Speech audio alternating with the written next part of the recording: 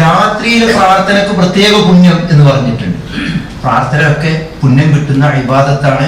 പ്രാർത്ഥിച്ച സംഗതി കിട്ടുക മാത്രമല്ല, അതൊരു ഇബാദത്ത് എന്ന നിലക്ക് അതിന് പ്രതിഫലവും കിട്ടും. അതോടൊപ്പം അത് രാത്രിയിലാണ് ഒരാൾ ചെയ്യുന്നതെങ്കിലോ അതിന് കൂടുതൽ പുണ്യവും അതുപോലെ ഉത്തരം ലഭിക്കാനുള്ള സാധ്യതയും കൂടുതലാണ്. വെള്ളിയാഴ്ച ദിവസം ഒരു പ്രത്യേക സമയമുണ്ട് എന്ന് പറഞ്ഞിട്ടുണ്ട്. ആ സമയത്ത് പ്രാർത്ഥിച്ചാൽ ആ പ്രാർത്ഥന സ്വീകരിക്കപ്പെടും എന്ന് പറഞ്ഞിട്ടുണ്ട്. ഇപ്പോൾ ലൈലത്തുൽ ഖദ്ർ നമുക്കറിയാം, ഖൈറു മിൻ അൽഫി ഷഹർ എന്നാണ് ഈ ഖുർആൻ പറഞ്ഞിട്ടുള്ളത്.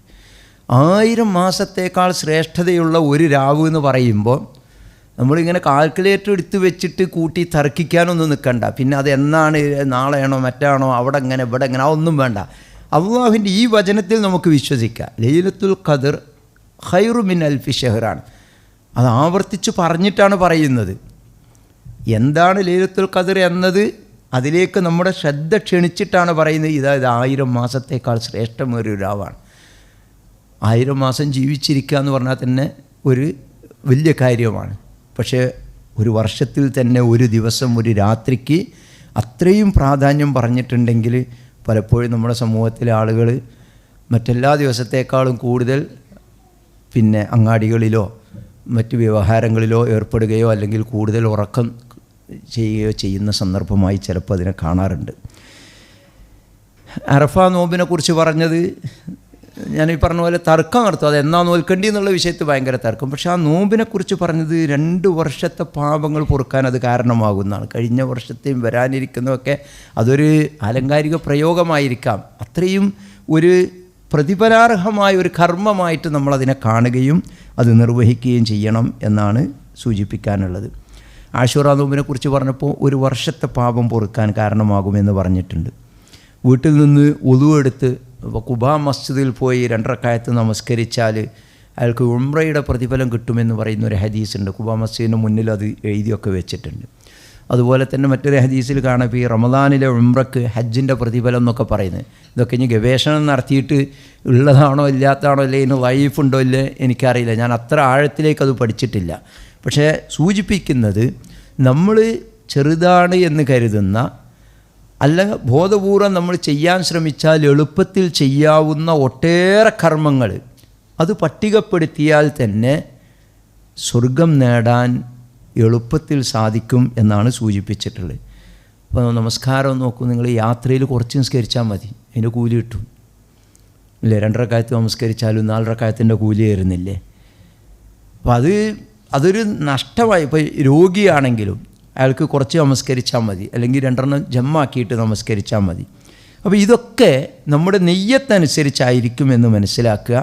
അള്ളാഹു ഒരിക്കലും അനീതി ചെയ്യൂല എന്ന് ഇത്തരം സംഗതികളുടെയൊക്കെ ആയത്തുകളുടെ അവസാനത്തിൽ പറയുന്നുണ്ട്. അള്ളാഹു ഒരിക്കലും അനീതിയില്ല. അനീതി ചെയ്യുക എന്ന് പറഞ്ഞാൽ വെറുതെ പ്രതിഫലം കൊടുക്കൽ അനീതിയാണ്. പണിയെടുത്തവർക്ക് കൊടുക്കുക, പണിയെടുക്കാത്തവർക്കും കൊടുക്കുക, അത് ചെയ്യില്ല, അത് അനീതിയാണ്. എടുത്തവർക്ക് കൊടുക്കാതിരിക്കുക, അതും അനീതിയാണ്. അത് അള്ളാഹു ചെയ്യൂല എന്നാണ്. ഇന്നല്ലാഹ ലാ യദ്ലിമു മിസ്കാല ദർറത്തിൻ വഇൻ തകു ഹസനത്തൻ യുളാഇഫുഹാ വയൂതി മിൻ ലദുൻഹു അജ്റൻ അളീമാ. സൂറത്തുൻ നിസായിലെ 40-ാമത്തെ വചനാണിത്. അള്ളാഹു ഒരണുത്തൂക്കവും അനീതി പ്രവർത്തിക്കൂല, അക്രമം ചെയ്യൂല.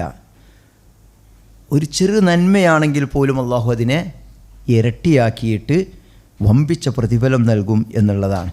പിന്നെ ഇതിലൊക്കെ പറയാവുന്ന ഒരു സംഗതി, ഈ നന്മകളൊക്കെ നമുക്ക് തോന്നുന്നതൊക്കെ നന്മയായിട്ട് ഇങ്ങനെ ഇരുന്നിട്ട് ഒരാൾ മരിച്ചാൽ പിന്നെ അയാളുടെ 7 കഴിക്കുക, 10 കഴിക്കുക, 14 കഴിക്കുക എന്നൊക്കെ പറഞ്ഞ് അന്ന് കുറേ ദിക്ർ എല്ലാവരും കൂടി ഇരുന്നിട്ട് 1000 വട്ടം അല്ലെങ്കിൽ 10000 വട്ടം തഹ്ലീൽ ചെയ്യുക, ഇതൊന്നുമല്ല. മക്കത്തുനിന്ന് ഹജ്ജിന് പോകുമ്പോൾ കേട്ടിട്ടുണ്ട്, മദീനത്തേക്ക് പോകുമ്പം 1,00,000 സലാത്ത്, എന്നിട്ട് മക്കത്ത് ഇരുന്നിട്ട് 1,00,000 സലാത്ത് ഇല്ല, ഇവിടേക്ക് മദീനത്ത് എത്തുമ്പോഴത്തേന് ചെല്ലണം എന്നും പറഞ്ഞിട്ട്. അങ്ങനെയൊന്നും പഠിപ്പിക്കപ്പെട്ടിട്ടില്ല. ഇതൊക്കെ കിട്ടണമെങ്കിൽ അതിൻ്റെ കണ്ടീഷൻ എന്ന് പറയുന്നത് റസൂൽ സല്ലല്ലാഹു അലൈഹി വസല്ലമയെ ഇത്തിബാഅ് ചെയ്തുകൊണ്ടായിരിക്കണം. പ്രവാചകൻ്റെ മാതൃക വേണം ഏതൊരു കർമ്മത്തിനും. അതുകൂടി ചെയ്താലാണ് ഇപ്പറഞ്ഞ രൂപത്തിലുള്ള പുണ്യകർമ്മങ്ങളായി തീരുകയും ഈ പ്രതിഫലത്തിന് നമ്മൾ അർഹരായി തീരുകയും ചെയ്യുക. അല്ലാഹു സുബ്ഹാനഹു വ തആല ഈ കാര്യങ്ങളൊക്കെ പറഞ്ഞതും കേട്ടതുമായ ഈ കാര്യങ്ങളും ഇനി ഇതല്ലാത്ത നമുക്ക് ഇനിയും ഒരുപാട് സൽക്കർമ്മങ്ങളുടെ പട്ടികയുണ്ട്. അതൊക്കെ പഠിച്ച് മനസ്സിലാക്കി ചെയ്യാനും ഈ പ്രതിഫലത്തിന് അർഹരാകാനുമുള്ള തൗഫീക്ക് നൽകി അനുഗ്രഹിക്കുമാറാവട്ടെ. ഇതിന് നേരെ മറുഭാഗമുണ്ട്. അതായത് ദുനൂബുൻ യസീറ ഇസ്മുഹ കബീർ, കുറേ പാപങ്ങൾ അതിനെ നിസ്സാരമായി കാണുന്നു ആളുകൾ, എന്നാൽ അത് വമ്പിച്ച കുറ്റമായിട്ട് മാറുകയും ചെയ്യും. അവസാനം ചെറിയ ചെറിയ നന്മകൾ ചെയ്താൽ വമ്പിച്ച പ്രതിഫലം കിട്ടുമെന്നതുപോലെ തന്നെ അത് അള്ളാഹുവിൻ്റെ കാരുണ്യമാണ്. എന്നാൽ ധാരാളം തിന്മകളുണ്ട്, ചെയ്യാൻ എളുപ്പമാണ്, പക്ഷെ അതിൻ്റെ ഗൗരവം വളരെ വലുതാണ്. എന്തുണ്ടാകുക എന്ന് ചോദിച്ചാൽ എളുപ്പത്തിൽ പോകാവുന്ന നമ്മുടെ സ്വർഗത്തിലേക്കുള്ള ആ പ്രവേശനമല്ലേ, അതിന് തടസ്സമുണ്ടാക്കും. അത് തടസ്സപ്പെടുത്തുക മാത്രമല്ല, അത് വഴി തിരിച്ച് വിട്ടിട്ട് അവസാനം നമ്മെ നരകത്തിൽ കൊണ്ട് ചെന്നെത്തിക്കുകയും ചെയ്യും എന്നതാണ്. അതുകൊണ്ട് അതുകൂടി സൂക്ഷിക്കേണ്ടതാണ് എന്നാണ് പറയുന്നത്. അള്ളാഹുവിൻ്റെ കൽപ്പനകൾ പാലിക്കൽ അള്ളാഹുവിന് ഇഷ്ടമുള്ള സംഗതിയാണ്, അള്ളാഹുവിന് വളരെ ഇഷ്ടമാണ്. എന്നാൽ ഹറാമുകൾ പ്രവർത്തിക്കുക എന്നത് അള്ളാഹുവിൻ്റെ കോപത്തിന് കാരണമാകുന്നതാണ്. അപ്പോൾ അത് നമ്മുടെ സ്വന്തം ശരീര അവയവങ്ങൾ കൊണ്ട്, നേരത്തെ ഈ പറഞ്ഞൊക്കെ ഒരുപാട് കർമ്മങ്ങൾ ശരീര അവയവങ്ങൾ കൊണ്ട് ചെയ്യാവുന്ന കുറേ കർമ്മങ്ങളുണ്ടല്ലോ. ഇതേ അവയവങ്ങൾ കൊണ്ട് തന്നെ തിന്മകളും ചെയ്യുന്നുണ്ട്. ഇപ്പോൾ നാവ് കൊണ്ടുള്ള തിന്മകൾ ഒരുപാട് എണ്ണി പറഞ്ഞിട്ടുണ്ട്. അള്ളാഹു അല്ലാത്ത ആളുകളോട് പ്രാർത്ഥിക്കുന്ന ശിർക്ക് പോലെയുള്ള ഗൗരവമേറിയ തിന്മ തൊട്ട് മറ്റാളുകളെ കുത്തിപ്പറയുകയും കുറവാക്കുകയും ഒക്കെ ചെയ്യുന്ന കുറേ തിന്മകൾ ഇപ്പുറത്തേക്കും നമുക്ക് കാണാൻ സാധിക്കും.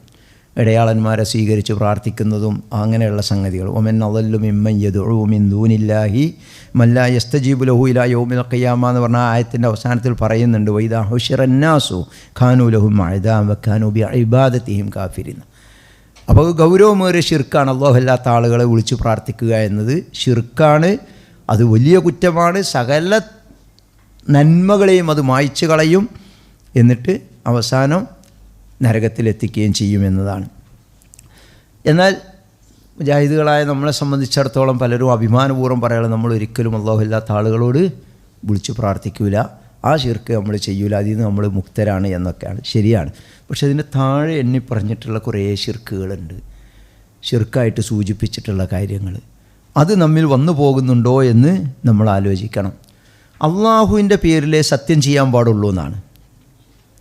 അള്ളാഹു അല്ലാത്ത ആളുകളുടെ പേരിൽ സത്യം ചെയ്യുന്ന ആളുകളെ, എത്ര ആളുകളെ, നേർച്ചക്കാരുടെ പേരിൽ, അതുപോലെ തന്നെ ഈ മരിച്ചുപോയ മഹാന്മാരായ ആളുകളുടെ പേരിൽ, അവരുടെ ഖബറുകളുടെ പേരിൽ, ഇങ്ങനെയൊക്കെ സത്യം ചെയ്യുന്ന ആളുകളെ കാണാൻ സാധിക്കും. മൻ ഹലഫ ബി ഗൈരില്ലാഹി ഫഖദ് കഫറ ഔ അശ്റക. അള്ളാഹു അല്ലാത്തവരുടെ പേരിൽ സത്യം ചെയ്യുന്ന ആളുകളെ സംബന്ധിച്ചിടത്തോളം അവർ നിഷേധികളായി മാറി, അതല്ലെങ്കിൽ അവർ ശിർക്ക് ചെയ്തവരായി മാറി എന്നാണ്. അള്ളാഹു അല്ലാത്ത ആളുകളുടെ പേരിൽ നേർച്ച നേരാനോ അറിവ് നടത്താനോ പാടില്ല എന്നാണ്. സ്വർഗത്തിൻ്റെ വാസന പോലും അവർക്ക് അനുഭവിക്കാൻ സാധിക്കില്ല എന്നാണ്. ഇന്നല്ലാഹു ലാ യഗ്ഫിറു അൻ യുശ്റക ബിഹി വയഗ്ഫിറു മാ ദൂന ദാലിക ലിമൻ യശാ. ഇന്നഹു മൻ യുശ്രിക് ബില്ലാഹി ഫഖദ് ഹറമല്ലാഹു അലൈഹിൽ ജന്ന. ഈ ആയത്തൊക്കെ നമുക്കറിയാവുന്നതാണ്. ഇനി ഇതിൻ്റെ താഴോട്ട് കുറേ പാപങ്ങളുണ്ട്. ഇപ്പോൾ സിഹർ ചെയ്യിക്കുക എന്ന് പറയുന്നത് വലിയ പാപമായിട്ടാണ് എണ്ണപ്പെട്ടിട്ടുള്ളത്. ലൈസ മിന്ന മൻ സഹറ ഔ സുഹിറ ലഹൂന. സിഹർ ചെയ്യിക്കുന്നവനും ആർക്കു വേണ്ടി ചെയ്യുന്നോ അവനും ഒക്കെ, ചെയ്തവനും ചെയ്യിക്കുന്നവനും എന്താണ്, അത് നമ്മിൽപ്പെട്ടവനല്ല എന്നാണ് റസൂൽ സല്ലല്ലാഹു അലൈഹി വസല്ലം പറഞ്ഞത്. ഇപ്പോൾ ഏലസ് കെട്ടൽ അത് ശിർക്കാണ് എന്ന് കൃത്യമാണ്. എന്തുകൊണ്ടാണ് നമ്മുടെ നാട്ടിലെ ആളുകൾ ഇങ്ങനെ, നമ്മളൊക്കെ സ്കൂളിൽ പഠിപ്പിക്കുമ്പോൾ കാണുന്നുണ്ട്, എത്ര കുട്ടികളുടെ കയ്യിലാണ് ഇത് കെട്ടി വന്നിട്ടുണ്ട്, ചരടും ഏലസുമൊക്കെ. അത് ഒഴിവാക്കാൻ പറഞ്ഞാൽ ഒരിക്കലും അവർ ചെയ്യൂല. അത് ചെയ്യില്ലെന്ന് മാത്രമല്ല, അതിനെ വളരെ ആദരവോടുകൂടി ബഹുമാനത്തോടുകൂടി കാണുകയും അത് ഉപേക്ഷിക്കാനോ അത് ഒഴിവാക്കാനോ പറയുന്ന ആളുകളോട് വലിയ ദേഷ്യവും പിന്നെ പ്രതികരണവും ഒക്കെ നടത്തുന്നതായിട്ട് നമുക്ക് കാണാൻ സാധിക്കും. റസൂൽ സല്ലല്ലാഹു അലൈഹി വസല്ലം പറഞ്ഞത്, കെട്ടിയത് എന്തിനാണെന്ന് ചോദിച്ചപ്പോൾ പറഞ്ഞത്, ഇത് രോഗത്തിന് കെട്ടിയതാണ്, തളർച്ച രോഗത്തിന് കെട്ടിയതാണ്, നീ അത് അഴിച്ച് വലിച്ചെറിയും, അതും കെട്ടി നീ മരിച്ചു പോയാൽ നീ രക്ഷപ്പെടില്ല, നിൻ്റെക്ക് ആ രോഗമല്ലാതെ അത് വർദ്ധിപ്പിക്കില്ല എന്നാണ്, നിൻ്റെ ഉദ്ദേശം ഒരിക്കലും പൂർത്തീകരിക്കില്ല, അള്ളാഹു പൂർത്തീകരിക്കില്ല എന്നാണ് പറഞ്ഞത്. പക്ഷെ നമ്മുടെ സമൂഹത്തിൽ ധാരാളം നമസ്കരിക്കുന്നുണ്ട്, നോമ്പ് വെൽക്കുന്നുണ്ട്, നേരത്തെ പറഞ്ഞ നിർബന്ധ കർമ്മങ്ങളൊക്കെ ചെയ്യുന്നുണ്ട്, അതിൻ്റെ കൂടെ ഇതും കൂടെ വെച്ച് നടക്കുന്ന ആളുകളുണ്ട്. അദൃശ്യം അറിയുമെന്ന വിശ്വാസവും പ്രവൃത്തിയും അത് ഖുർആനിനെതിരാണ്, അള്ളാഹു പഠിപ്പിച്ച ദീനിനെതിരാണ്. കുൽ ലാ യഅലമു മൻ ഫിസ് സമാവാതി വൽ അർദിൽ ഗൈബ ഇല്ലല്ലാഹ്. സൂറത്തുൻ നംലിലെ 65-ാമത്തെ വചനം. നബിയെ പറയുക, ആകാശഭൂമികളിൽ, അതാണ് ഭൂമിയിൽ നിന്ന് മാത്രമല്ല, അള്ളാഹുവിൻ്റെ പ്രയോഗം നോക്കണം, ലാ യഅലമു മൻ ഫിസ് സമാവാതി വൽ അർളി. ആകാശങ്ങളിലും ഭൂമിയിലും ഗൈബ് അല്ലാഹു അല്ലാതെ ഒരാൾക്കും അറിയില്ല എന്നാണ് പറഞ്ഞിട്ടുള്ളത്. എന്നാൽ നമ്മുടെ നാട്ടിൽ എത്ര ആളുകളുണ്ട്, ജ്യോത്സ്യന്മാർ, കൈനോട്ടക്കാർ, തങ്ങന്മാർ, ബീവിമാർ, ബാബമാർ, സിദ്ധന്മാർ, ഇവരൊക്കെ അദൃശ്യം അറിയുമെന്ന് ആളുകൾ വിശ്വസിക്കുകയാണ്. അങ്ങനെ ഒരാൾ വിശ്വസിച്ചിട്ട് അയാളുടെ അടുത്ത് പോയിട്ട് അയാൾ പറയുന്നത് സത്യപ്പെടുത്തിയാലോ? ഖുർആനിൽ അവിശ്വസിച്ചു എന്നാണ് റസൂൽ സല്ലല്ലാഹു അലൈഹി വസല്ലം പറഞ്ഞത്. മൻ അതാ കാഹിനൻ ഫസദ്ദഖഹു ബിമാ യഖൂൽ ഫഖദ് കഫറ ബിമാ ഉൻസില അലാ മുഹമ്മദിൻ സല്ലല്ലാഹു അലൈഹി വസല്ലം. മുഹമ്മദ് നബിക്ക് അവതരിപ്പിച്ചതിൽ അവിശ്വസിക്കലാണ്. ഒരു ജ്യോത്സ്യൻ്റെ അടുക്കൽ പോയിട്ട് അയാൾ പറയുന്നത് വിശ്വസിച്ചാൽ, അയാൾ അദൃശ്യമാണല്ലോ പറയുന്നത്, ഭാവി പറയുകയാണ്, നാളെ ഇന്നത് സംഭവിക്കും, അല്ലെങ്കിൽ ഒരു വർഷത്തിനുള്ളിൽ ഇന്നത് സംഭവിക്കും, അടുത്ത ആഴ്ച ഇന്നത് സംഭവിക്കുന്ന. അതിനെന്തൊരു മാർക്കറ്റാണ്. ചാനലുകൾ നിങ്ങൾ തുറന്നു നോക്കൂ, ടി വിയിലൊക്കെ കണ്ടാൽ ഇതിനായിട്ട് ചാനലുകളുണ്ട്, ഇതിനായിട്ട് സ്വാമിമാരുണ്ട്, തങ്ങന്മാരുണ്ട്. അവർ കാര്യങ്ങൾ പറഞ്ഞു കൊടുക്കുന്നുണ്ട്, അവരോട് ആളുകൾ ആ കാര്യങ്ങൾ അന്വേഷിക്കുന്നുണ്ട്. പത്രങ്ങളിലും ഇതിലൊക്കെ വാരഫലങ്ങൾ കാണുന്നുണ്ട് ജ്യോതിഷമായിട്ട്. അടുത്ത ആഴ്ച ഇങ്ങനെയൊക്കെ സംഭവിക്കും, ഈ ആഴ്ച ഇന്നതൊക്കെയാണ് കിട്ടുക, ഇന്ന ആളുകൾക്ക് ഇന്ന ഗുണം ഉണ്ടാവും, ഇന്ന ദോഷം ഉണ്ടാവുന്നു. ഇതൊക്കെ പറയാൻ ഇവരാരാ? അങ്ങനെ അത് വിശ്വസിച്ചാലോ? ഖുർആനിൽ അവിശ്വസിച്ചു എന്നാണ്. എന്താ അങ്ങനെ പറയാൻ കാരണം? കാരണം ഖുർആനിൽ പറഞ്ഞിട്ടുണ്ട് ഇവർക്ക് ആർക്കും ഇത് അറിയില്ല എന്നുള്ളത്. ഇനി ഇങ്ങനെ വലിയ ശിർക്കൊന്നും ചെയ്യുന്നില്ലെങ്കിലും പിശാചി ചെറിയ തിന്മകൾക്ക് നമ്മളെ പ്രേരിപ്പിച്ചു കൊണ്ടിരിക്കും. അതിൽ പെട്ടതാണ് ഇപ്പോൾ ഗീബത്ത് പറയുക എന്നുള്ളത്. ഇത്ര ഗൗരവമുള്ളൊരു സംഗതി. മരിച്ചു കിടക്കുന്നവൻ്റെ മാംസം ഭക്ഷിക്കുന്നതിന് തുല്യമായിട്ടാണ് ഖുർആൻ പറഞ്ഞത്. സൂറത്ത് ഹുജറാത്ത് നമ്മളെല്ലാ ഖുർആൻ ക്ലാസ്സിലും പറയുന്ന വിഷയമുള്ളൂ. അപ്പോൾ അത്ര ഗൗരവമുള്ളൊരു സംഗതിയാണ് ഗീബത്ത് എന്നുള്ളത്. ആളുകൾ ചോദിച്ചിട്ടുണ്ട് റസൂലിനോട്, റസൂലെ ഞങ്ങൾ ഈ പറഞ്ഞ കാര്യം ഉള്ളതാണെങ്കിലോ? ഉള്ളതാണെങ്കിലാണ് ഗീബത്ത്, ഇല്ലാത്തതാണെങ്കിൽ അതിന് കള്ളം പറഞ്ഞു എന്നാണ് പറയാമെന്നാണ്. അപ്പോൾ ഉള്ളത് പോലും പറയാൻ പാടില്ല എന്നാണ്. അതിൻ്റെ കൂടെ തന്നെയാണ് പറഞ്ഞത് കുത്തിപ്പറയൽ, കുറവാക്കൽ, പരിഹസിക്കൽ, ഇരട്ടപ്പേര് വിളിക്കൽ, ഇതെല്ലാം അല്ലാഹു വിരോധിച്ച കാര്യങ്ങളാണ്. സൂറത്ത് ഹുജറാത്തിൽ അത് വിശദമായി പറയുന്നുണ്ട്. അപ്പോൾ ആയിഷ റളിയല്ലാഹു അൻഹ ഒരിക്കൽ പറഞ്ഞ വാക്ക് നമ്മൾ പലപ്പോഴും കേട്ടിട്ടുണ്ടാകും ക്ലാസ്സുകളിലൊക്കെ. സഫിയ റളിയല്ലാഹുവിനെക്കുറിച്ച് ഒരു ആംഗ്യം കാണിച്ചിട്ട് കുറിയവൾ എന്ന് പറഞ്ഞിട്ടുള്ളൂ. അതൊക്കെ ഇപ്പോൾ സാധാരണ നമ്മൾ ഉപയോഗിക്കുന്ന ഒരു പ്രയോഗമായിട്ടാണ്. പക്ഷേ പ്രവാചകൻ്റെ മുഖം ചുകന്ന് തുടുത്ത് കോപം വന്നു. പ്രവാചകൻ പറഞ്ഞത്, ആയിഷ നീ ആ പറഞ്ഞ വാക്ക് അതൊരു പരിഹാസവാക്കാണ്, അത് സമുദ്രത്തിൽ കലക്കിയാൽ വെള്ളം കലങ്ങിപ്പോകുന്നതാണ്. അപ്പോൾ അതാണ് നമുക്കൊന്നും ഇപ്പം അങ്ങനെ ഒരു ഗൗരവമായിട്ടത് തോന്നാറില്ല എന്നുള്ളതാണ്. അപവാദം പറയൽ മറ്റാളുകളെക്കുറിച്ച്, വ്യഭിചാരാരോപണം പ്രത്യേകിച്ചും, മഹദി ആയിഷ റളിയല്ലാഹുവിനെ കുറിച്ചിട്ടുള്ള അപവാദ പ്രചരണം, അങ്ങനെ തന്നെ സൂറത്ത് നൂറ് പഠിക്കുമ്പോൾ നമുക്ക് മനസ്സിലാവും എത്ര തവണയാണ് അല്ലാഹു ആവർത്തിച്ച് ഇനി മേലാൽ ഇത് പാടില്ല എന്ന് പറഞ്ഞത്. ഇനി മേലാൽ പാടില്ല എന്ന്. എന്താ നിങ്ങൾ ചെയ്ത കുറ്റം? ഖുർആൻ പറയുന്നത്, ഇത് തലക്കൗനഹു ബി അൽസിനത്തിക്കും വതഖൂലൂന ബി അഫ്വാഹിക്കും മാ ലൈസ ലക്കും ബിഹി ഇൽമുൻ. നിങ്ങൾക്ക് അറിവില്ലാത്തൊരു കാര്യം, ഇത് നടന്നിട്ടുണ്ടോ ഇല്ലേ നിങ്ങൾക്കറിയില്ല, എന്നിട്ടും കേട്ട പാതി കേൾക്കാതെ പാതി നിങ്ങൾ നാവ് കൊണ്ടതങ്ങനെ വായ കൊണ്ടങ്ങനെ പറഞ്ഞ് നടന്നു. ആ പറയുമ്പോൾ നിങ്ങളുടെ വിചാരം എന്താണെന്ന് കൂടി അല്ലാഹു പറയുന്നുണ്ട്. വതഹ്സബൂനഹു ഹയ്യിന, ഒക്കെ വളരെ നിസ്സാരം. എല്ലാവരും പറഞ്ഞില്ലേ, ഞാൻ മാത്രമല്ലല്ലോ, ഓനും പറഞ്ഞില്ലേ, എന്നോട് വേറെ ആൾ പറഞ്ഞല്ലേ. വഹുവ ഇൻദല്ലാഹി അളീം, അള്ളാഹുവിൻ്റെ അടുക്കൽ അത് വമ്പിച്ചതാണെന്നാണ്. സൂറത്ത് നൂറിലെ 10-ാമത്തെ വചനമാണത്. അപ്പോൾ അത് ആയിഷ റളിയല്ലാഹുവിനെ കുറിച്ചായതുകൊണ്ടല്ല ഇതിന് ഗൗരവം കൂടിയത്. പ്രവാചകൻ്റെ പത്നിയാണ് എന്നതിന് ഗൗരവമുണ്ട്, ഇല്ല എന്നല്ല ഞാൻ പറയുന്നത്. പക്ഷേ ഏതൊരു സ്ത്രീയെപ്പറ്റിയും ഇങ്ങനെ ഒരു അപവാദം പറയുന്നത് ലളിതമാണ്, നിസ്സാരമാണ് എന്ന് കരുതിയിട്ട് പറഞ്ഞാൽ അത് അള്ളാഹു കണക്കാക്കുന്നത് വളരെ ഗൗരവപൂർവ്വമാണ് എന്നാണ് ഈ വചനം നമ്മെ പഠിപ്പിക്കുന്നത്. അതുകൊണ്ട് തന്നെ ഇനി മേലാൽ ഇങ്ങനെ ആവർത്തിക്കരുത് എന്ന് തുടർന്നുള്ള ആയത്തുകളിൽ പ്രത്യേകം പറയുകയും ചെയ്യുന്നുണ്ട്. സാമ്പത്തിക രംഗത്താണ് പിന്നീട് ഒരുപാട് ഈ ക്രമം തെറ്റിയുള്ള പ്രവർത്തനങ്ങൾ കാണുന്നത്, തിന്മകളായിട്ട് ഗണിക്കുന്ന സംഗതികൾ. അതിലിപ്പോൾ നോക്കൂ, യാചന പോലും നിരുത്സാഹപ്പെടുത്തിയ സംഗതിയാണ്. ഇസ്ലാം നിരുത്സാഹപ്പെടുത്തിന്. ആവശ്യത്തിനുണ്ടായിട്ടും മറച്ചു വെച്ചിട്ട് ഒരാൾ യാചിച്ച് വാങ്ങിയാൽ ആ വാങ്ങുന്നത് നരകത്തിലേക്കുള്ളതാണ് എന്നാണ് റസൂൽ സല്ലല്ലാഹു അലൈഹി വസല്ലം പറഞ്ഞിട്ടുള്ളത്. ഈ പലിശ, അതിന് അള്ളാഹുവിൻ്റെ ശാപമുണ്ടാകുമെന്ന് നമ്മൾ പറയുമ്പോൾ ഖുർആൻ ആയത്ത് തന്നെ ഉണ്ടല്ലോ. അള്ളാഹുവിനെ സൂക്ഷിക്കണമെന്ന് പറഞ്ഞുകൊണ്ടാണ് പലിശ ഒഴിവാക്കണം എന്ന് പറഞ്ഞത്. യാ അയ്യുഹല്ലദീന ആമനു തഖുല്ലാ എന്ന് പറഞ്ഞിട്ടാണ് വദറൂ മാ ബഖിയ മിനർ റിബ എന്ന് പറഞ്ഞിട്ടുള്ളത്. അവസാനിപ്പിക്കുന്നത് ഇൻ കുൻതും മുഅ്മിനീൻ എന്നും കൂടി പറഞ്ഞിട്ടാണ്. വിളിച്ചത് വിശ്വാസികളെന്ന് വിളിച്ചിട്ട് അള്ളാഹനെ സൂക്ഷിക്കണം, പലിശ ഉപേക്ഷിക്കണം, നിങ്ങൾ ആരാണെങ്കിൽ വിശ്വാസികളാണെങ്കിൽ. അപ്പുറം ഇപ്പുറവും വിശ്വാസത്തെക്കുറിച്ചാണ് പറഞ്ഞത്. പിന്നെ പറയുന്നുണ്ട് വമൻ ആദ ഫൗലായിക അസ്ഹാബുന്നാർന്ന, ഇനിയും ആരെങ്കിലും അതിലേക്ക് മടങ്ങുകയാണെങ്കിലോ അവർ നരകാവകാശികളാണെന്ന. ലക്ഷക്കണക്കിന് രൂപ ശമ്പളം വാങ്ങിയിട്ടും പലിശ അടച്ച് തീരാത്ത ആളുകളെക്കുറിച്ച് പറയാറുണ്ട്. അത്രയും പലിശയുമായി ഒട്ടിയാണ് ആളുകൾ ജീവിച്ചു കൊണ്ടിരിക്കുന്നത്. അനങ്ങ ലോൺ എടുക്കുക, ആവശ്യത്തിനും അനാവശ്യത്തിനും ഒക്കെ ലോൺ വാങ്ങുക, കിട്ടാവുന്നിടത്തുനിന്നൊക്കെ കടം വാങ്ങുക, ഇങ്ങനെയൊക്കെയുള്ള സമ്പ്രദായം കാണാൻ സാധിക്കും. പലിശയിലും മുങ്ങിക്കുളിച്ച് നിൽക്കുന്ന ഒരു സമൂഹത്തിൽ പലിശയില്ലാതെ ജീവിക്കാനാണ് നമ്മൾ പരിശ്രമിക്കേണ്ടത്. നേരത്തെ പറഞ്ഞ അനാഥകളെ സംരക്ഷിക്കുന്നത് വലിയ പുണ്യമാണെങ്കിൽ അനാഥകളുടെ സ്വത്ത് അന്യായമായി കൈക്കലാക്കുന്നതിനെ ഖുർആൻ പ്രയോഗിച്ച വാക്ക് യൗക്കുലൂന എന്നാണ്. തിന്നുക എന്നാണ്. തിന്നോളണമെന്നൊന്നുമില്ല, അത് കൈക്കലാക്കിയാൽ തന്നെ മതി.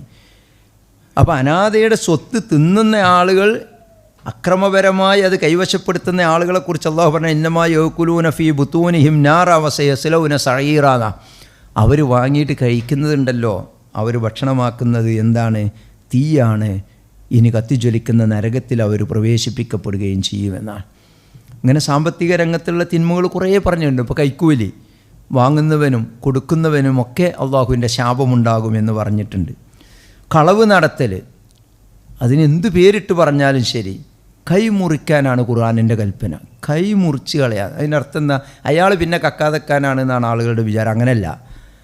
അയാൾ കക്കാതെക്കാണെങ്കിൽ കൈ മുറിക്കണ്ടല്ലോ, അയാളെ പിടിച്ച് എവിടെയെങ്കിലും പൂട്ടിയിട്ടാൽ പോരെ.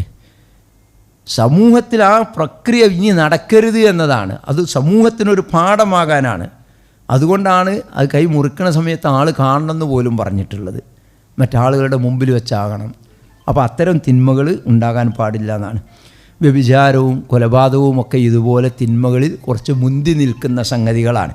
പക്ഷേ വ്യാപകമായി നമ്മുടെ നാട്ടിൽ നടക്കുന്നത്. എന്തിനാണ് കൊല്ലുന്നത് എന്ന് പോലും അറിയില്ല. ജനിച്ചു വീഴുന്ന പിഞ്ചു കുഞ്ഞിനെ മുതൽ പ്രായമായി തളർന്ന്, ഒരു ഭാഗം തളർന്ന് 10-18 കൊല്ലമൊക്കെ തളർന്ന് കിടക്കുന്ന പടുവൃദ്ധനായ അച്ഛനെ അല്ലെങ്കിൽ അമ്മയെ വരെ കൊല്ലുന്ന ഒരു കാലത്താണ് നമ്മൾ ജീവിക്കുന്നത്. അപ്പോൾ അതൊരു ഗൗരവമേറിയ സംഗതി തന്നെയാണ്. അഅ്ളമുദ്ദുനൂബ്, പാപങ്ങളിൽ വെച്ച് ഏറ്റവും വലുത് എന്ന് പറയുന്നത് ഇൻദല്ലാഹി, അള്ളാഹുവിൻ്റെ അടുക്കൽ ഷിർക്കാണ്. പിന്നെ സുമ്മൽ ഖത്ലു സുമ്മ സിന എന്ന് ഇമാം അഹ്മദ് റളിയല്ലാഹു അൻഹു പറഞ്ഞിട്ടുണ്ട്. പിന്നെ കൊലപാതകമാണ്, പിന്നെ വ്യഭിചാരമാണ് എന്ന്. വ്യഭിചരിക്കരുത് എന്നല്ല ഖുർആനിൻ്റെ പ്രയോഗം. വലാ തഖ്റബു സിന എന്നാണ്. ഇന്നഹു കാന ഫാഹിഷത്തൻ വസാഅ സബീല. വളരെ മ്ലേച്ഛമാണ്, അതുകൊണ്ട് അടുക്കരുത് എന്നാണ് ഖുർആനിൻ്റെ നിർദ്ദേശം. വ്യഭിചാരം എന്ന് പറയുന്നത് പൂർണ്ണമായ വ്യഭിചാരമെന്നല്ല, അതിൻ്റെ ഗണങ്ങൾ, അതിൻ്റെ ഇനങ്ങളൊക്കെ പറഞ്ഞിട്ടുണ്ട്. അതൊക്കെ സൂക്ഷിക്കേണ്ടത് തന്നെയാണ്. മദ്യപാനം നമ്മുടെ സമൂഹത്തിൽ വ്യാപകമായി നടക്കുന്നൊരു സംഗതിയാണ്. ചില ആളുകൾ മതം പ്രയാസമാണെന്ന് പറയാനുള്ള സംഗതി, ഇതുപോലെ സുഖകരമായ അല്ലെങ്കിൽ ആനന്ദകരമായ സംഗതിയൊക്കെ മതം വിലക്കുന്നു എന്നാണ് പറയുന്നത്.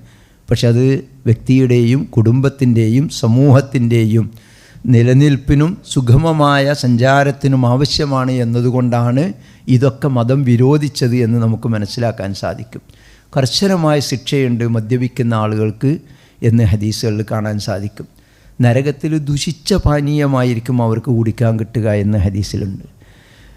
ഇനി വേറെ സംഗതികളൊക്കെ ഉണ്ട്. നമ്മുടെ വസ്ത്രമായാലും ഭക്ഷണമായാലും അതൊക്കെ നേരത്തെ പറഞ്ഞ അള്ളാഹുവിൻ്റെ കാരുണ്യത്തിൻ്റെ ഭാഗമായി നമുക്ക് ലഭിക്കുന്ന സംഗതികളാണ്, വലിയ അനുഗ്രഹങ്ങളാണ്. പക്ഷേ അത് തന്നെ ബോധപൂർവം ഉപയോഗപ്പെടുത്തിയിട്ടില്ലെങ്കിൽ അത് ശിക്ഷയ്ക്ക് കാരണമാകുമെന്നാണ്. ഇപ്പോൾ സ്ത്രീകൾ നഗ്നത കാണിച്ച് നടന്നാൽ അവർ സ്വർഗത്ത് പ്രവേശിക്കൂല എന്നാണ് റസൂൽ സല്ലല്ലാഹു അലൈഹി വസല്ലമയുടെ വചനം. പ്രവാചകൻ വെറുതെ ഒരു സംഗതി പറയില്ലല്ലോ. നമുക്കൊക്കെ കാണാപ്പാടുള്ളൊരു ഹദീസായിരിക്കും. നിസാ ഉൻ കാസിയ തുന്നാരിയ തുന്മായില തുമ്മുമീല തുന്ന് പറഞ്ഞു ലാ യദ്ഖുൽനൽ ജന്ന വലാ യജിദ്ന റീഹഹാ എന്നാണ്. നിങ്ങൾ ആലോചിച്ച് നോക്കൂ, നമ്മുടെ ഒരു കോളേജ് വിടുമ്പോൾ അതല്ലെങ്കിൽ ഒരു സ്കൂൾ വിടുന്ന സമയത്ത് ഒന്ന് റോട്ടുമ്പോൾ പോയി നോക്കൂ, സ്കൂളിൻ്റെ മുന്നിൽ പോയി നോക്കൂ, ആയിരക്കണക്കിന് മുസ്ലിം പെൺകുട്ടികളല്ലേ തലയിൽ തട്ടടാതെ പോരുന്നത്. ഒരു പ്രശ്നമില്ലല്ലോ. ഒരു കല്യാണ ഹാളിൽ പോയി നോക്കൂ, ആ ഹാളിൻ്റെ പുറത്തേക്ക് ഇറങ്ങുമ്പോൾ നോക്കൂ, ആയിരക്കണക്കിന് സഹോദരിമാർ മുതിർന്നവർ തലയിൽ ധരിക്കാതെ നഗ്നരായിട്ട് നടക്കുന്നത് നമ്മൾ കാണുന്നില്ലേ. നമ്മളിങ്ങനെ ആലോചിച്ചിട്ടുണ്ടോ? റസൂൽ സല്ലല്ലാഹു അലൈഹി വസല്ലം പറഞ്ഞ ലാ യദ്ഖുൽനൽ ജന്ന, ഇവർ സ്വർഗത്ത് പോലാറുടെ ആർക്കും ഒരു ബേജാറും ഇല്ലല്ലോ.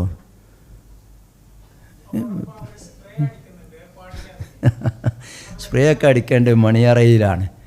അതൊക്കെ പറയുമ്പോൾ എന്താ പ്രശ്നം വെച്ചാൽ മതം കുഡുസാണ്, സ്ത്രീകൾക്ക് സ്വാതന്ത്ര്യം കൊടുക്കണില്ല എന്നൊക്കെ പറയുമെങ്കിലും അതൊരു സമൂഹത്തിൻ്റെ ഭദ്രമായ നിലനിൽപ്പിന് അത് അനിവാര്യമാണ് എന്നത് കാലം തെളിയിക്കുന്നുണ്ടല്ലോ.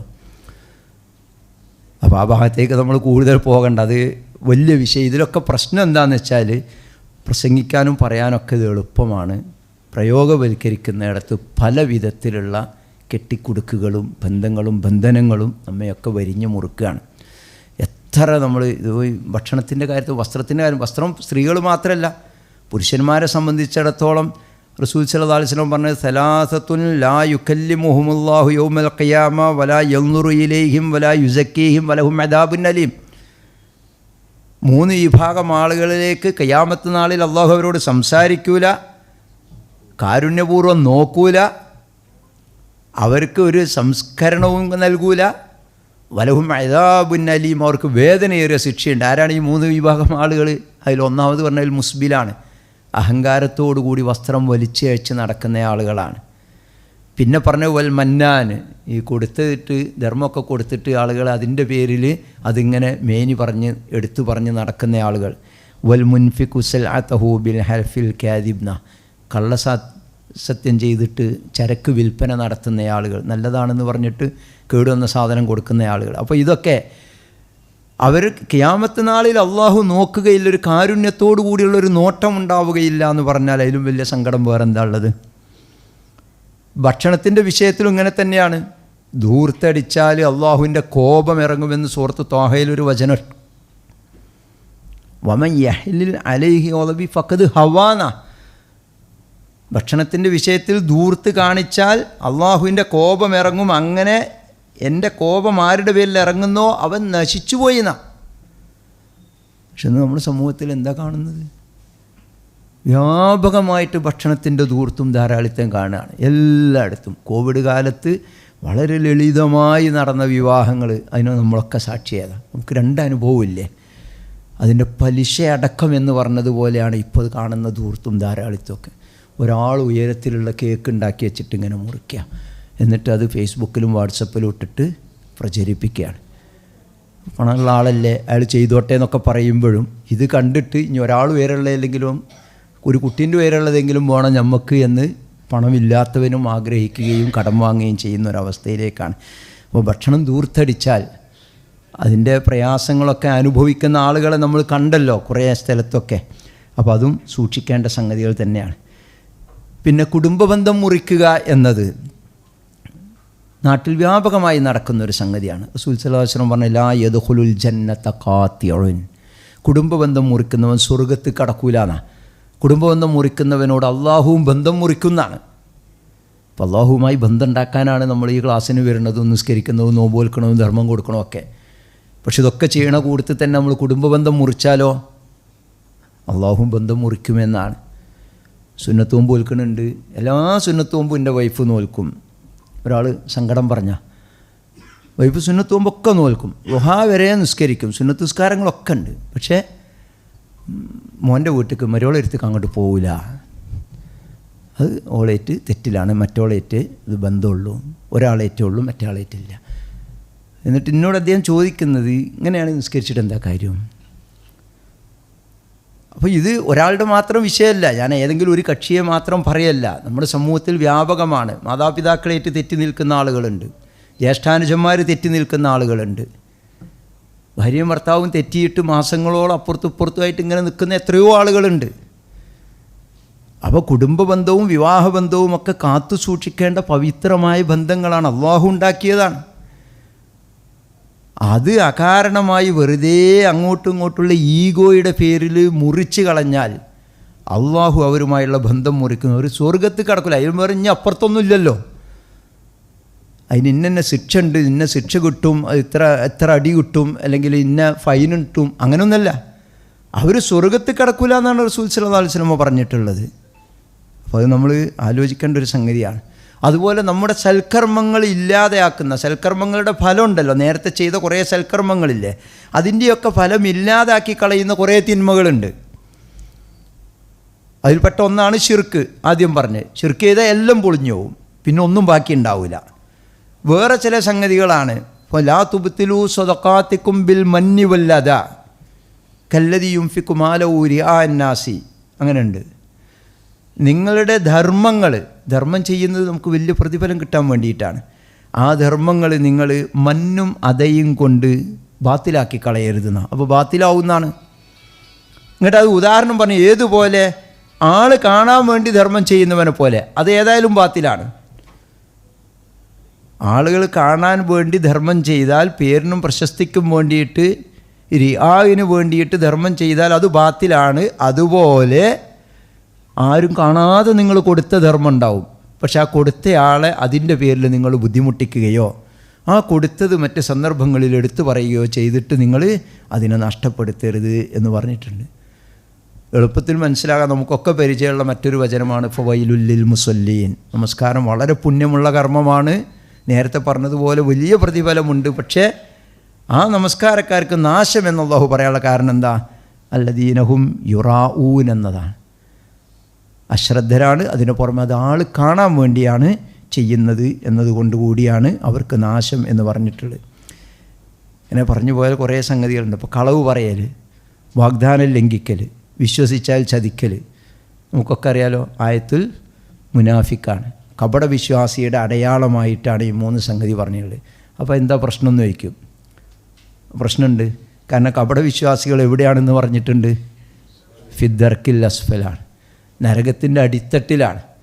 അപ്പോൾ ഈ 3 സ്വഭാവമുള്ള ആളുകൾ എവിടെ പോകുന്നതാണ് അതിൻ്റെ അർത്ഥം? നരകത്തിൻ്റെ അങ്ങേ അറ്റത്തും. അല്ലാതെ ഇത് ആരെങ്കിലും ഒരാൾ നമ്മളോടൊരു വിശ്വാസവഞ്ചന ചെയ്താൽ, അതല്ലെങ്കിൽ ഒരാൾ വാഗ്ദാനം ചെയ്തിട്ട് ലംഘിച്ചാൽ, അല്ലെങ്കിൽ ഒരാൾ കള്ളത്തരം പറഞ്ഞാൽ അയാളുടെ പുറത്ത് സ്റ്റിക്കർ ഒട്ടിക്കാനുള്ള ഹദീസല്ലത്. ഇയാൾ കപട വിശ്വാസിയാണെന്ന് പറഞ്ഞ് സ്റ്റിക്കർ ഒട്ടിച്ച് അയാളെങ്ങനെ കൂക്കി വിളിച്ച് നടക്കാനുള്ളതല്ല. നമ്മൾ ആലോചിക്കേണ്ട, ഇത്തരം ഒരു സ്വഭാവം നമ്മിൽ വന്നാൽ നമ്മൾ എവിടെ പോകും? നരകത്തിൻ്റെ അടിത്തട്ടിൽ പോകാൻ സാധ്യതയുള്ള പാപമായിട്ടാണിത് കണക്കാക്കേണ്ടതെന്നർത്ഥം. ഇതുപോലെ തന്നെയാണ് കിബിറിനെ കുറിച്ച് പറഞ്ഞത്, അഹങ്കാരത്തെക്കുറിച്ച് പറഞ്ഞിട്ടുള്ളത്.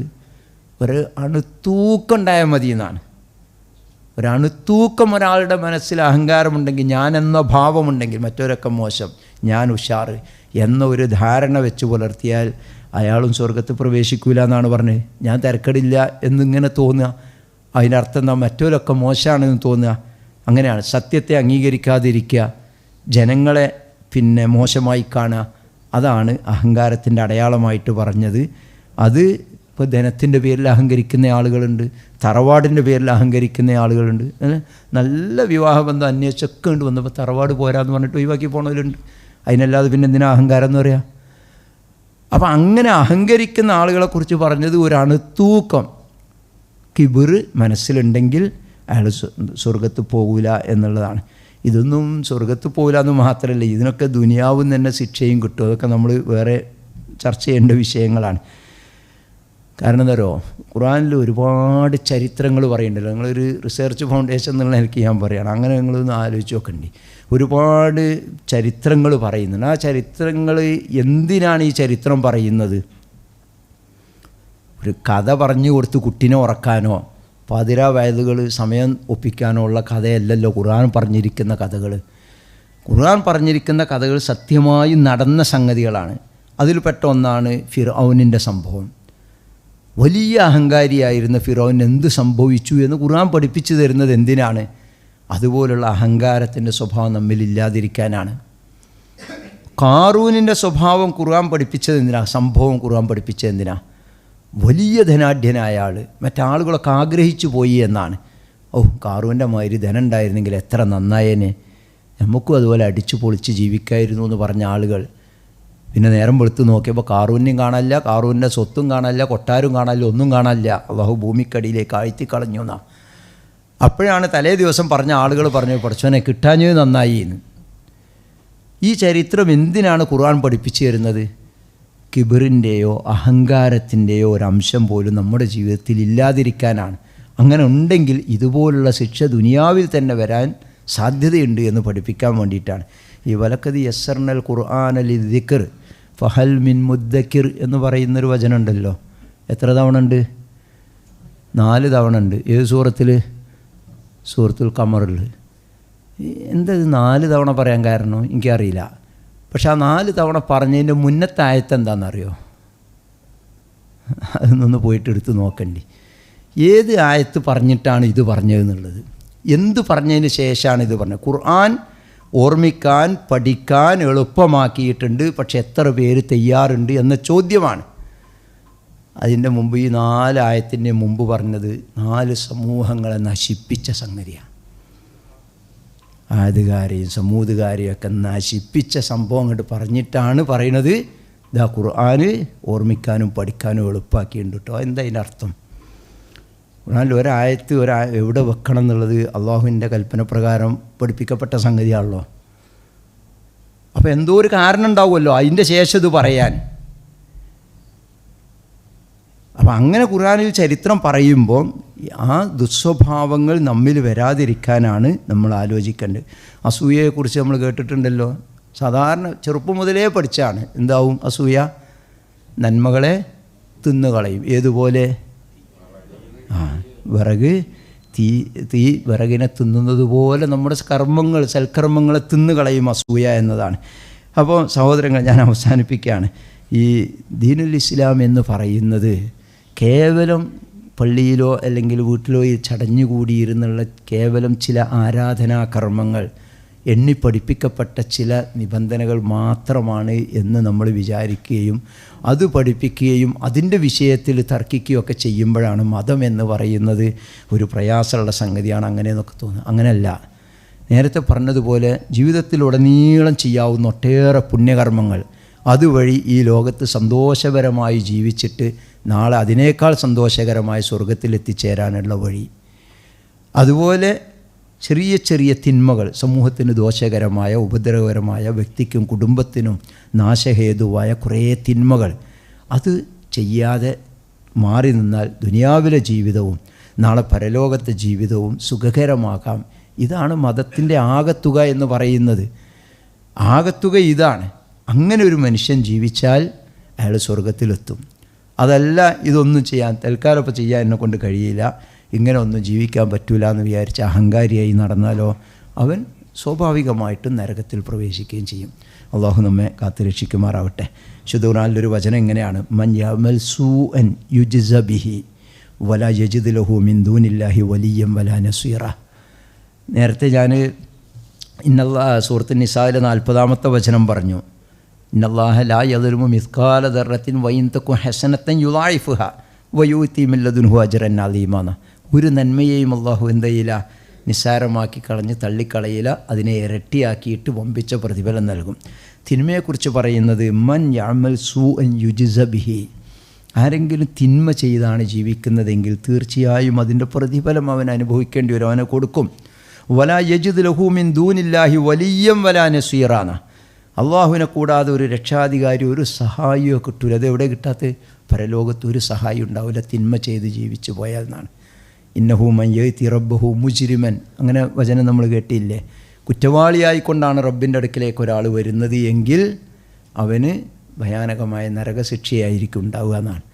അതല്ല മുഅ്മിനായി സൽക്കർമ്മകാരിയായിട്ടാണ് ഒരാൾ അള്ളാഹുവിൻ്റെ അടുക്കിലേക്ക് വരുന്നത് എങ്കിൽ അവന് സുഖകരമായ സ്വർഗീയ ജീവിതമാണ്. ആ ഒരു സ്വർഗീയ ജീവിതം ലഭിക്കുന്ന സജ്ജനങ്ങളിൽ അള്ളാഹു നമ്മെയും നമ്മുടെ കുടുംബാംഗങ്ങളെയൊക്കെ ഉൾപ്പെടുത്തി അനുഗ്രഹിക്കുമാറാവട്ടെ. ദുനിയാവിൻ്റെ ചതിയിൽപ്പെടാതെ അള്ളാഹുവിൻ്റെയും റസൂലിൻ്റെയും കൽപ്പനാ നിർദ്ദേശങ്ങൾ പരമാവധി ജീവിതത്തിൽ പകർത്തി പുണ്യവാന്മാരായി അള്ളാഹുവിന് തൃപ്തിപ്പെട്ടവരായി ജീവിച്ച് മരിക്കുവാൻ അള്ളാഹു തൗഫീക്ക് നൽകി അനുഗ്രഹിക്കുമാറാവട്ടെ. വന്നുപോയ പാപങ്ങൾ, തെറ്റുകൾ, കുറ്റങ്ങൾ, തിന്മകൾ അത് അള്ളാഹുവിൻ്റെ മഹത്തായ അനുഗ്രഹം കൊണ്ട് നമുക്ക് വിട്ടുപുറത്ത് മാപ്പാക്കി തരുമാറാവട്ടെ. നല്ല ഉദ്ദേശത്തോടു കൂടി നാം ചെയ്യുന്ന കർമ്മങ്ങൾ അത് എത്ര ചെറുതായാലും നാളെ നമ്മുടെ മീസാനിൽ നന്മയുടെ ഭാഗത്ത് കനം കൂടുന്ന കർമ്മങ്ങളായി അള്ളാഹു അതിനെ കാത്ത് സംരക്ഷിക്കുമാറാവട്ടെ. നമുക്കിടയിൽ ഒരുപാട് ആളുകൾ രോഗികളായി കഴിയുന്ന ആളുകളുണ്ട്. അവരുടെയൊക്കെ രോഗം അള്ളാഹു ശിഫയാക്കി കൊടുക്കുമാറാവട്ടെ. മരണപ്പെട്ടുപോയ നമ്മുടെ മാതാപിതാക്കൾ, ബന്ധുമിത്രാദികൾ, ഇണകൾ, മക്കൾ, സഹോദരങ്ങൾ, അവർക്കൊക്കെയും അള്ളാഹു മഗ്ഫിറത്തും മർഹമത്തും പ്രദാനം ചെയ്യുമാറാവട്ടെ. അവരെയും നമ്മെയും അള്ളാഹുവിൻ്റെ ജന്നാത്തുൽ ഫിർദൗസിൽ ഒരുമിച്ച് കൂട്ടി അനുഗ്രഹിക്കുമാറാവട്ടെ. റബ്ബന ആതിനാ ഫിദ്ദുനിയ ഹസന വഫിൽ ആഖിറതി ഹസനത വഖിനാ അദാബന്നാർ വൽഹംദുലില്ലാഹി റബ്ബിൽ ആലമീൻ. അസ്സലാമു അലൈക്കും വറഹ്മത്തുള്ളാഹി.